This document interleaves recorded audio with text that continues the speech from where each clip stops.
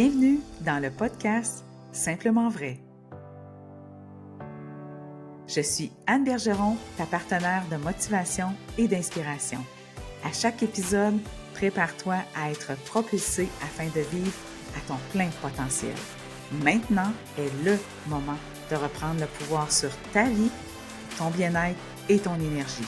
Sans limite, je te partagerai ce qui fonctionne pour moi, des petits bouts de mon histoire, des expériences, des trucs, et ce, en toute humilité et authenticité. Être simplement vrai, c'est le premier pas vers une vie puissante. Être simplement vrai, c'est possible et ensemble, on va y arriver.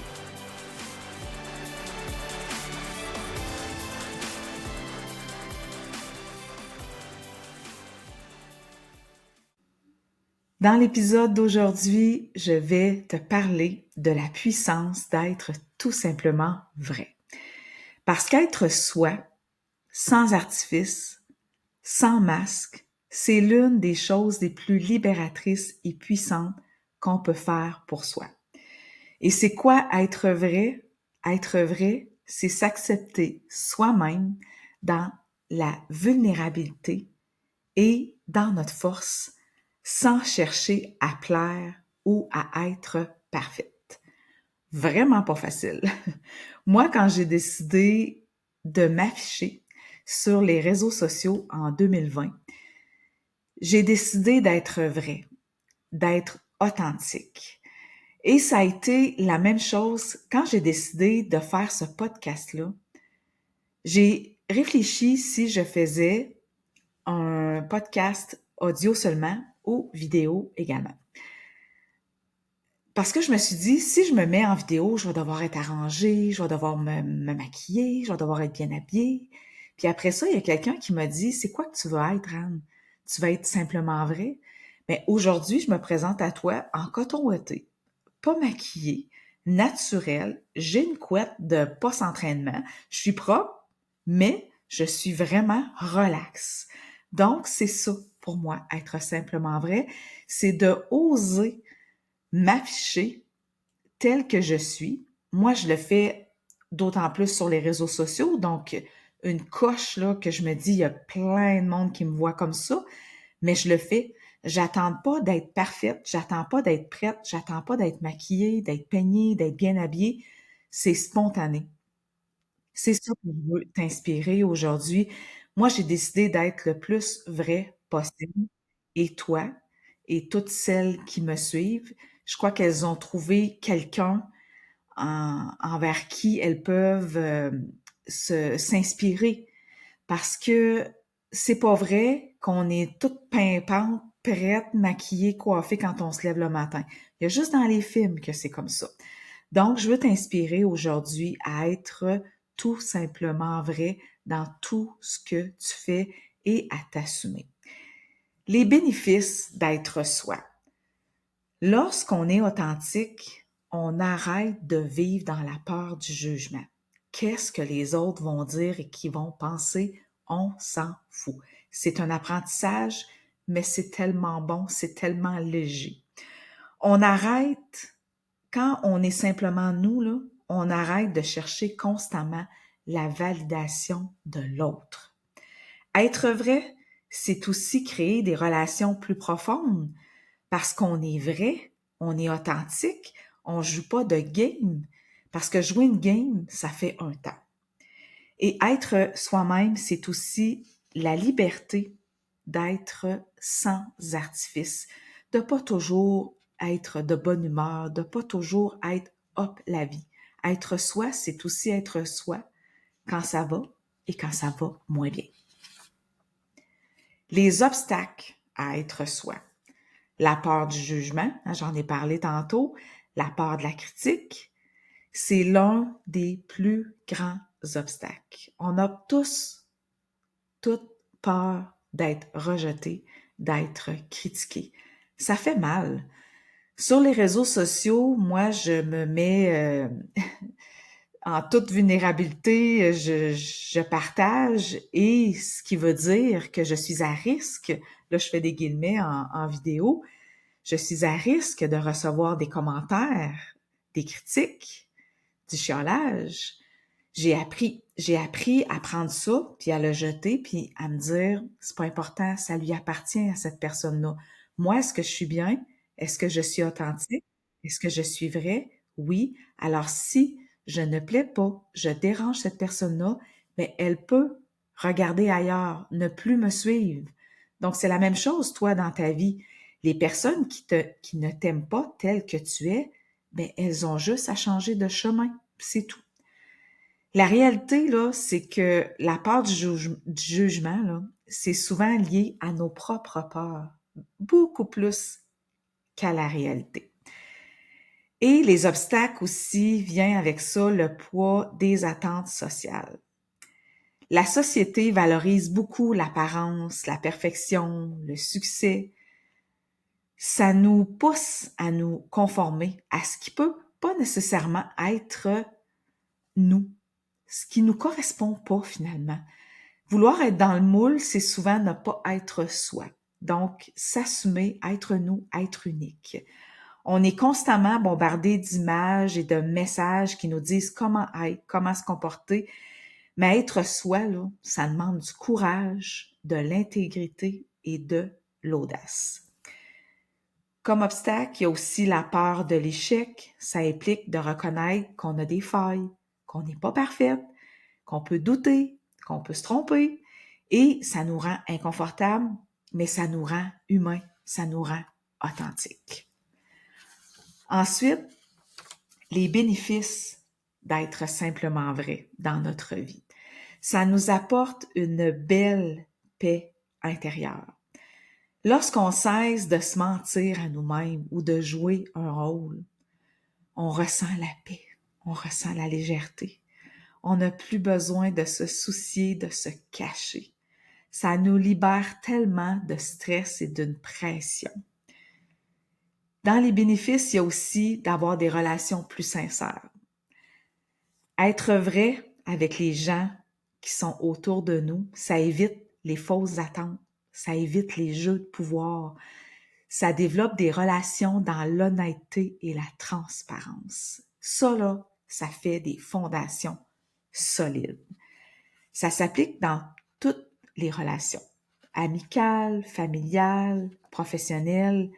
Lorsqu'on est authentique, ça inspire les autres aussi à l'être. Et comme bénéfice aussi, ça nous permet un meilleur alignement avec nos objectifs. Être simplement vrai, c'est être en phase avec ses objectifs et ses passions. On cesse de courir après les rêves qui nous appartiennent pas. Parce que des fois, par exemple, moi, j'aime la course. Beaucoup de coureurs ont le rêve de faire un demi-marathon, un marathon. Mais je ne suis pas obligée. Peut-être que moi, ça me tente pas. Peut-être qu'il y en a qui vont dire, ah non, non, ça me tente pas. Moi, je l'ai fait. J'ai fait un demi-marathon, c'était dans mes rêves, ça s'alignait avec moi, ça s'alignait avec ce que je désire vraiment à l'intérieur de moi. Mais toi, si tu cours, ça se peut que ça te tente pas. Toi, un 2 km, un 5 km, c'est correct. Tu peux être vrai dans ces objectifs-là. Tu n'es pas obligé de te conformer à ce qui devrait être. Donc, ça rend nos actions plus efficaces et plus significatives quand on est aligné avec ce qu'on veut réellement. Comment on cultive ça, l'authenticité, dans notre quotidien? On pratique l'auto-réflexion. Ça veut dire quoi ça? Ça veut dire qu'on se pose les questions suivantes. Qui suis-je vraiment? Qu'est-ce que j'aime? Qu'est-ce que je veux vraiment dans ma vie? Quelles sont mes vraies valeurs? Prendre du temps pour reconnecter avec soi, c'est super bénéfique. Faire du journaling, faire de la méditation, prendre un moment d'auto-exploration en se posant ces questions-là. Qui suis-je? Qu'est-ce que j'aime? Qu'est-ce que je veux vraiment? Quelles sont mes vraies valeurs? Comment cultiver l'authenticité aussi? Comment être simplement vrai? C'est apprendre à dire non. Ça, c'est un gros défi. Apprendre à dire non, c'est une manière de s'affirmer. C'est poser des limites saines, on s'entend. C'est de refuser des engagements. De dire non. Quand tu le files pas, quand tu le sens pas, tu dis non. Même si toute ta vie te dit oui, pourquoi maintenant tu ne dirais pas non? Et c'est refuser aussi des situations qui sont pas alignées avec ta vérité. On a chacune une vérité. On n'a pas la vérité, on a notre vérité. Ça peut être difficile de s'assumer, mais c'est essentiel pour protéger notre énergie et rester fidèle à nous-mêmes.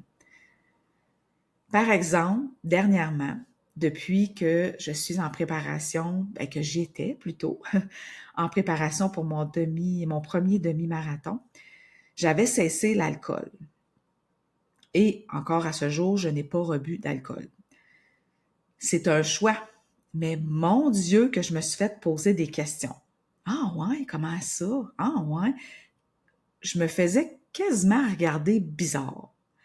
Surtout l'été, parce que l'été, ça signifie festivité, party, alcool. Mais moi, j'en buvais pas, c'était un choix, je l'assumais et j'étais confortable là-dedans.